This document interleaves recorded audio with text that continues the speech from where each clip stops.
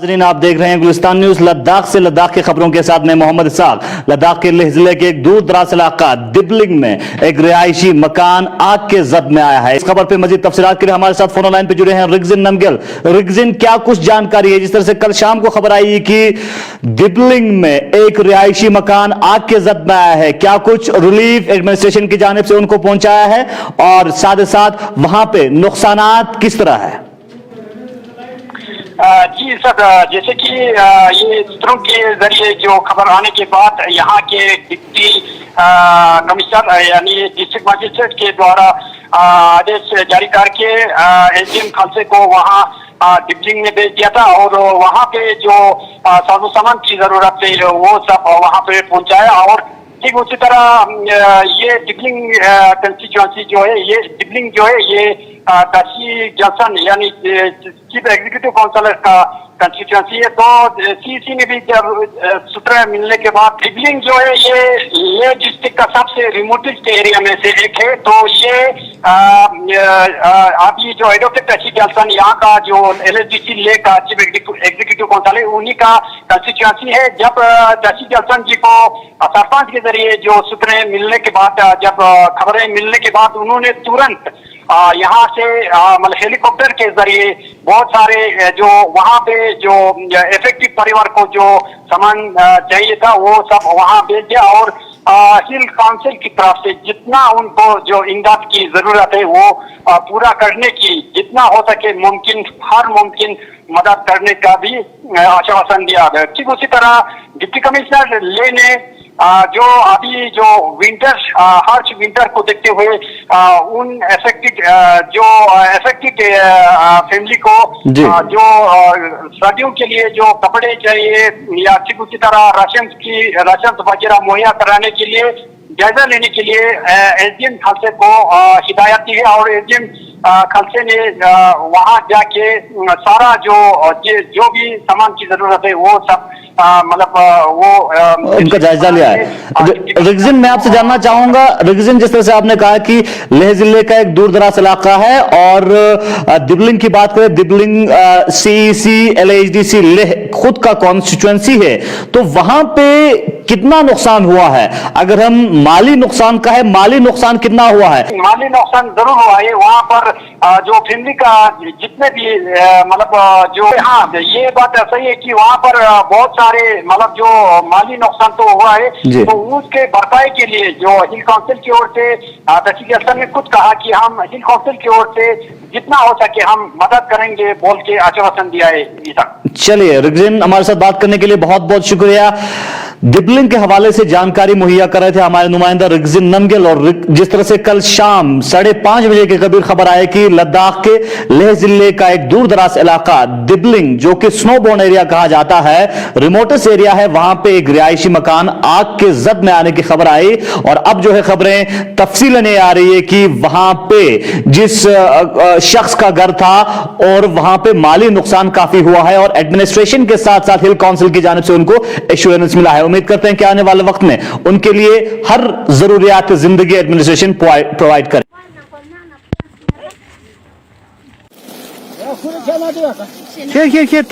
करते हैं जोजिला पास की। जोजिला पास लद्दाख के लिए लाइफलाइन कहा जाता है। वहीं इन दिनों मौसम ने अपनी करवट बदल दी है और मौसम पिछले 2 दिन से खराब है। हायर रीच पे हल्की बर्फबारी लगातार पिछले 2 दिन से हो रही है। और अगर हम जोजिला पास की बात करें, जोजिला पास और द्रास एरिया के हायर रीच पे माउंटेन एरियाज में हल्की बर्फबारी हो रही है और इंतजामिया ने एहतियातन जोजिला पास को फिलहाल बंद रखा गया है। जोजिला पास के हवाले से गाड़ियों की आमदरफ की क्या स्थिति है और साथ ही साथ जोजिला पास की बहाली के लिए गाड़ियों की आमदरफ के लिए किस तरह के हालात है, हमारे साथ फोन लाइन पे जुड़े हैं मुदस्सिर अहमद। मुदस्सिर, क्या कुछ जानकारी है? सबसे पहले आपसे जानना चाहूंगा, हायर रीच पे हल्की हल्की बर्फबारी हो रही, इस वक्त क्या स्थिति है द्रास और एडजेसेंट एरिया में? जी साहब, जिस तरह से मेट्रोलॉजिकल डिपार्टमेंट की तरफ से पहले से ही बताया गया था कि 14 और 15 तारीख को हैवी स्नोइंग होनी है और उसके चलते एहतियाती तौर पर जोजिला पास को बंद किया गया था। और आज दूसरा दिन है जोजिला पास बंद है। और वहीं आज भी जोजिला पास पे हम घुमरी की बात करें, मीनामरक की बात करें और प्रॉपर द्रास में भी आज हल्की हल्की बर्फबारी हो रही है। और जोजिला पे मीनामरक और घुमरी में भी बर्फबारी हुई है, जिसके चलते एहतियातन आज भी जोजिला पास पे ट्रैफिक को बंद रखा है। वहीं दूसरी ओर बर्फ की बात करें तो आज मौसम खराब है और अभी भी यहाँ पे बर्फबारी, हल्की बर्फबारी जो है वो द्रास में हो रही है। उसी के चलते फिलहाल आज के दिन भी जोजिला पास में ट्रैफिक की जो मूवमेंट है उसको बंद रखा गया है। जी, आने वाले वक्त में किस तरह की हालात हमें देखने को मिलेगा जोजिला पास को लेकर? इंतजामिया की जानिब से जोजिला पास की बहाली के लिए किस तरह की कोशिशें किया जाएगा और वहां पे मैन और मिशनरीज की क्या स्थिति है? क्या जोजिला पास को मौसम साफ होने के बाद ही जोजिला पास की सफाई के हवाले से कामकाज शुरू किया जाएगा? जी बिल्कुल। वहां पे मिनामारा की बात करें, हम घुमरी की बात करें, वहां पे बराबर टीमें हैं बीआरओ की तरफ से। जो प्रिडिक्शन थी मौसम की 2 दिन की, उसके बाद से अगर मौसम साफ हुआ तो फौरन वहां पे जो अमला रखा गया है, उसके साथ साथ एडमिनिस्ट्रेशन भी वहां पे, एसडीएम द्रास भी खुद जाते हैं, एसओ द्रास भी एक बार खुद गए हैं। तो ये लोग खुद जाके वहां पे ऑन सपोर्ट चेक करेंगे, सिचुएशन देखेंगे और उसके बाद से फौरन जो अमला वहां पे तैयार है, मशीनें तैयार है, तो वहां पे सफाई करने के बाद उसके बाद से ट्रैफिक की मूवमेंट जो है वो बहाल की जाएगी। लेकिन फिलहाल अभी मौसम जो है खराब है, बर्फबारी हो रही है, इस वजह से जोजिला पास पर मूवमेंट अभी बंद है। साथ ही साथ जोजिला टनल के हवाले से भी आपसे अपडेट जानना चाहूंगा। इस वक्त जोजिला टनल के हवाले से कामकाज का सिलसिला क्या है? क्या वहां पे अभी भी जोजिला टनल को लेकर कामकाज किया जा रहा है? और आने वाले वक्त में विंटर के हवाले से जोजिला टनल के हवाले से जो काम होना है उस हवाले से किस तरह की कोशिशें? जी बिल्कुल, जैसे कि पहले भी हमारी बात की थी, जोजिला टनल में काम जो है वो चल रहा है अभी भी, लेकिन इन दिनों जो बर्फबारी की वजह से वहां काम में थोड़ी सी कमी है। लेकिन मौसम साफ होने के बाद वहां काम कंटिन्यू रहेगा। रही विंटर में काम करने की बात जोजिला पास को लेके, इंजीनियर्स का मानना है कि इस साल पहला साल है, फर्स्ट ईयर है और इसके चलते इस साल पूरा विंटर काम नहीं किया जा सकता। हालांकि मौसम के हिसाब से जब तक मौसम साथ देगा तब तक काम रखा जाएगा, लेकिन मौसम पे डिपेंड होगा कि आगे क्या मौसम की स्थिति रहती है, उसी हिसाब से जोजिला पे काम होगा। लेकिन फिलहाल इस वक्त जोजिला टनल का जो काम है वो जारी है, लेकिन इस वक्त बर्फबारी की वजह से वहां पे भी काफी ज्यादा ठंड बढ़ चुकी है। लेकिन मौसम अगर साफ हुआ तो काम जारी हो सकता है। लेकिन आने वाले दिनों में हम बात करें जनवरी फरवरी की, तो पूरे विंटर में इस साल जोजिला पे काम नहीं हो सकता है, क्योंकि इस साल पहला साल है। लेकिन आइंदा सालों में विंटर में भी दोनों साइड से जोजिला पे काम करने की जो उम्मीद रखी जा सकती है। बहुत बार आपने ग्राउंड जीरो से जोजिला से अपडेट पहुंचाया है और लोगों तक जो है जोजिला के हवाले से फैक्चुअल अपडेट्स आपने पहुंचाया है। इस बार एडमिनिस्ट्रेशन की जानिब से यह कहा गया है, एडमिनिस्ट्रेशन की जानिब से, गवर्नमेंट की जानिब से एक कमेटी भी जिस तरह से कल फ्रेम किया था, और वो कमेटी कितना साजगार साबित होगा लद्दाख के आवाम के लिए जोजिला को खुला रखने के लिए?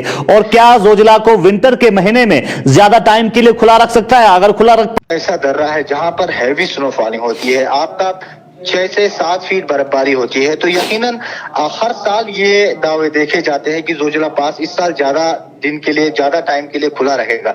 लेकिन इस साल एक उम्मीद इसलिए की जा सकती है, जो कमेटी फ्रेम की गई है, खासकर जो कोऑर्डिनेशन नहीं रहता था कारगिल एडमिनिस्ट्रेशन, लद्दाख एडमिनिस्ट्रेशन और गांधरबल एडमिनिस्ट्रेशन की, इस बार जो कोऑर्डिनेशन कमेटी बनी है ये काफी फ्रूटफुल हो सकती है, काफी मुफीद हो सकती है, क्योंकि इसकी इंपॉर्टेंस को देख के लद्दाख के लोगों की जो जरूरियात है, वो जो एक ही जो दर्रा है हमारे पास जोजिला पास, जो वाहिद लाइफ लाइन है, इसके लिए जो कमेटी अभी फ्रेम हुई है, ये कोऑर्डिनेशन लद्दाख के लोगों के लिए बड़ा फ्रूटफुल हो सकता है, बहुत ही मुफीद हो सकता है। और इस बार जिस तरह से सीसी कारगिल की तरफ से ये आश्वासन दिया गया है कि इस साल जोजिला पास लंबे टाइम तक खुला रखेंगे, यूनियन टेरिटरी लद्दाख की एडमिनिस्ट्रेशन की तरफ से भी इस बार ये कमेटी फ्रेम की गई है। और दोनों फैसले इस बार पहले की तरह अलग अलग फैसले नहीं आएंगे, जिस तरह पहले गांधरबल एडमिनिस्ट्रेशन से अलग एक फैसला, अलग एक ऑर्डर होता था, या यूटी लद्दाख एडमिनिस्ट्रेशन से हम करें करगिल एडमिनिस्ट्रेशन से अलग एक ऑर्डर होती थी। इस साल जो भी ऑर्डर निकालेंगे जोजिला पास पे, जो भी फैसला होगा, वो दोनों कमेटीज बैठ के, जो कमेटी फ्रेम की गई, वो सब मिल के इस पे फैसला लेंगे। तो ये उम्मीद की जा सकती है कि ये जो डिसीजन लिया है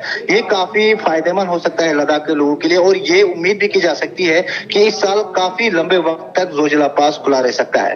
ये उम्मीद की जा सकती है इस साल लंबे वक्त के लिए जोजिला पास को खुला रख सकती है। मुदस्सिर, बहुत बहुत शुक्रिया हमारे साथ फोन लाइन पर जुड़ने के लिए, जोजिला के हवाले से अपडेट पहुंचाने के लिए। ऑथोरिटी कश्मीर की जानिब से सीमा डेवलपमेंट ऑर्गेनाइजेशन द्रास को 2 ऑक्सीजन कंसंट्रेटर्स दिया है। इस मौके पे बीएमओ द्रास ने 2 ऑक्सीजन कंसंट्रेटर्स का इनॉग्रेशन किया और साथ ही साथ एक ट्रेनिंग भी ऑर्गेनाइज किया द्रास के अंदर।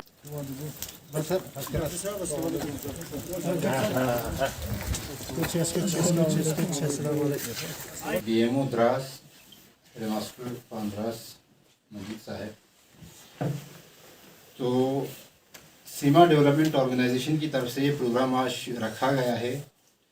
तो सीमा डेवलपमेंट ऑर्गेनाइजेशन के लिए कश्मीर की एक ऑर्गेनाइजेशन थी आथराव, तो उस ऑर्गेनाइजेशन ने ये 2 ऑक्सीजन कंसंट्रेटर्स डोनेट किया था।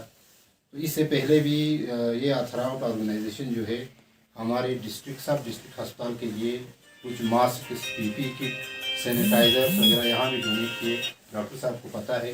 तो मीना मरक जो स्क्रीनिंग पॉइंट है वहाँ भी मास्क और जो पीपी किट, सैनिटाइज़र वगैरह वहाँ भी उन्होंने डोनेट किया था। तो इस बार इस ऑर्गेनाइजेशन ने पूरे कश्मीर बेस्ड एक ऑर्गेनाइजेशन है ऑथराइट। तो उस ऑर्गेनाइजेशन ने हमारी सीमा डेवलपमेंट ऑर्गेनाइजेशन के लिए 2 ऑक्सीजन कंसंट्रेटर्स प्रोवाइड किए थे। तो उनका इनॉग्रेशन के लिए हमने आज ये प्रोग्राम रखा था। तो दूसरा मकसद ये था इस प्रोग्राम का कि थोड़ी ट्रेनिंग लेनी थी हमारे मेंबरान को कि उसको कैसे इस्तेमाल करना है, किस तरह यूज़ करना है, ताकि कल अगर हम किसी पेशेंट को दे दें तो उसको समझा के दे दें कि इसको कैसे यूज़ करना है। तो ये कश्मीर बेस्ड जो ऑर्गेनाइजेशन है इसने 50 ऑर्गेनाइजेशंस के लिए ये मशीनें प्रोवाइड की हैं।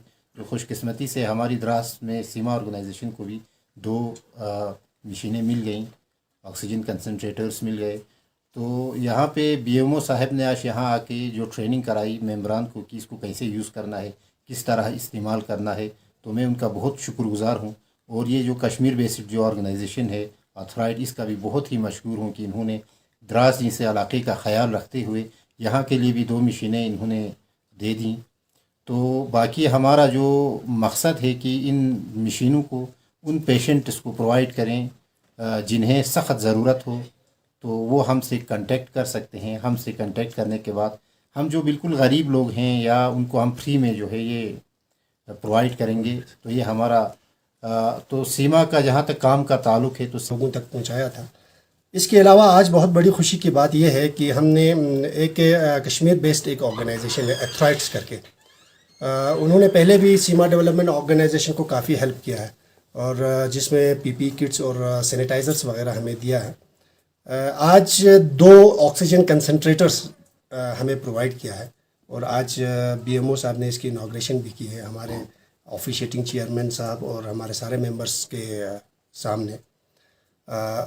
ये एक बहुत खुशी की बात है क्योंकि जैसे हमें मालूम है द्रास जैसे एरिया में जैसे ही स्नोफॉल होता है बहुत सारे एस्थमेटिक पेशेंट्स वगैरह उनको और कुछ लोग बहुत गरीब लोगों को बहुत परेशानी होती है।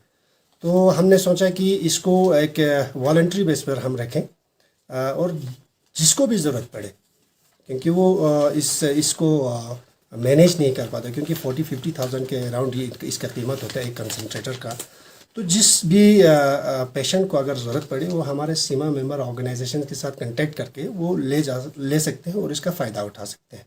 तो एक प्योरली वॉलंटरी बेसिस है ये सीमा ऑर्गेनाइजेशन की तरफ से और इसमें ख़ासकर मैं एथराइट्स ऑर्गेनाइजेशन कश्मीर का बहुत ही शुक्रगुजार हूँ और हमारे चेयरमैन अभी वो कश्मीर में है अमीर अमानुल्लाह साहब, उन्होंने एथराइट्स के साथ कांटेक्ट करके इस चीज़ को यहाँ प्रोवाइड करने की कोशिश की है। मेरी जनरल पब्लिक से और ख़ासकर जो एस्थमेटिक पेशेंट है जिनको कारगिल डेमोक्रेटिक अलायंस की जानिब से लद्दाख को स्टेटहुड की मांग की है। डेमोक्रेटिक अलायंस का ये नया बयान लद्दाख को किस तरफ लेके जाता है और इनकी डिमांड को लेके कितना आगे जाता है, ये आने वाले वक्त में देखने वाली बात है। फिलहाल कारगिल डेमोक्रेटिक अलायंस के एक रिप्रेजेंटेटिव से हमने बात की, चलिए देखते हैं उनका क्या कहना है।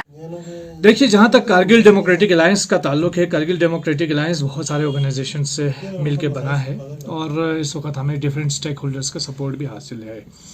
जहाँ तक कारगिल डेमोक्रेटिक अलायंस का जो बनाने का मकसद है वो ये है कि कारगिल के फ्यूचर को लेकर के हम बात करें, उसको लेकर के हम बातचीत करें, डिस्कशंस करें और एक एजेंडा सेट करें जो हमने किया है।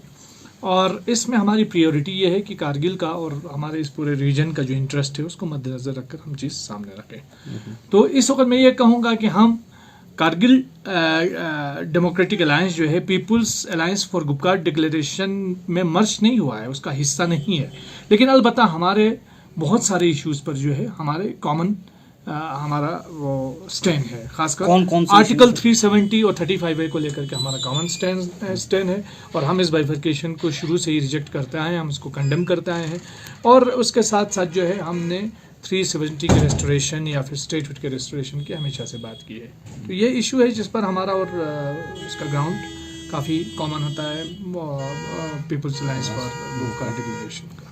बाकी ये जो कारगिल डेमोक्रेटिक अलायंस है, इसका मेन मकसद कारगिल के और इस रीजन के लोगों के हुकूक की बात करना, इसके फ्यूचर के हवाले से एक एजेंडे को तैयार करना था, जो हमने किया है। प्रायोरिटी बुनियादों पर हमारा मेन जो हमारा एजेंडा है, हमारा मुद्दा है, वो ये है कि आर्टिकल 370 35A को रिस्टोर किया जाए, स्टेटहुड को बहाल किया जाए, क्योंकि हम शुरू से बाइफर्केशन के खिलाफ थे। हमने यूटी को कभी तस्लीम नहीं किया, आज भी हम जो है यूटी से सहमत नहीं है।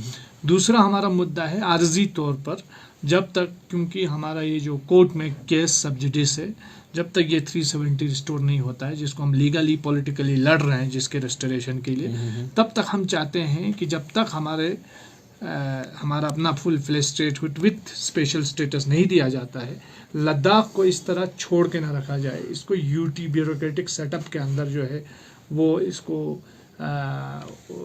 उसके डोमिनेंस पे ना रखा जाए, बल्कि यहाँ के लोगों के अवाम की वो रिप्रेजेंटेशन को मद्देनज़र रखते हुए, पीपल्स डेमोक्रेटिक वॉइसेस और पॉलिटिकल राइट्स को मद्देनज़र रखते हुए इस रीजन को स्टेटहुड का दर्जा दिया जाना चाहिए। और अगर इस रीजन को स्टेटहुड का दर्जा मिलता है तो एटलीस्ट जो यूटी के ज़रिए हमारे साथ एक मुसलसल न थमने वाला डिस्क्रिमिनेशन हो रहा है, वो कम से कम ख़त्म हो जाएगा। हमने कभी यूटी को तस्लीम नहीं किया, हमने कभी 6 शेड्यूल को तस्लीम नहीं किया, किसी भी किस्म के हमने कॉन्स्टिट्यूशनल सेफगार्ड जो है यूटी के अंदर हमने डिमांड नहीं किए। हम चाहते हैं कि 370 35A के रेस्टोरेशन तक जम्मू कश्मीर और को ही एक अलग स्टेट डिक्लेयर किया जाए। और लद्दाख चूँकि आपको मालूम है कि जोग्राफियाई एतबार से बहुत बड़ा इलाका है, और नक्शे में तो हमारा ये इलाका लेह से लेकर के चित्राल तक का इलाका जो है वो पूरा लद्दाख में ही इस वक्त आता है। तो हम चाहते हैं कि यहाँ असेंबली हो, लेजिस्लेचर बहाल हो, लोगों की रिप्रेजेंटेशन हो, पीपल्स वॉइस हो, उसको जो है वो कम से कम यहाँ रिस्टोर किया जाए। एक तरफ से स्टेट के रिस्टोरेशन के साथ, गुपकार के साथ दूसरा स्टेट, क्या लगता है आपको मिल सकता है? देखिए, गुपकार के साथ, फिर मैं वही बोल रहा हूँ, गुपकार के साथ हमारे इश्यूज सहमत हैं, ठीक है। हम गुपकार का अभी ऑफिशियली हिस्सा नहीं है, हमारे इश्यूज कॉमन हैं 370 को लेकर, 35A को लेकर के। और चूंकि गवर्नमेंट ऑफ इंडिया का जो दावा है, बहुत बड़ा दावा है कि हमने इनको एम्पावर किया है, दरअसल गवर्नमेंट ऑफ इंडिया ने हमें तारीख के सबसे बड़े अंधेरे में धकेल दिया है, हमें सबसे ज़्यादा डिसएम्पावर में सच्चा है, हमारे साथ बिट्रायल नहीं हुआ है। तो करे, हमें स्टेट दिया जाए, हमें फिर यूटी ही क्यों? आप एक स्टेट के लोगों को डिग्रेड करके यूटी पे ला रहे हैं, और अगर देना ही है तो फिर स्टेटहुड ही को क्यों नहीं रिस्टोर किया जा रहा है? तो जब तक 370 35A का फैसला नहीं आता है अदालत से, और या जब तक इसकी बात नहीं होती है, कोई हतमी नतीजा नहीं निकलता है, तब तक हमें यूटी नहीं स्टेट के अंदर जो है हमें रखा जाए, हमें आप खुद अपनी एक एंटिटी हमें दी जाए। चलिए, आज के प्रोग्राम में इतना ही। कल फिर मिलेंगे लद्दाख से, लद्दाख की खबरों के साथ। अपने मेजबान मोहम्मद इसाक को दीजिए इजाजत। खुदा हाफिज।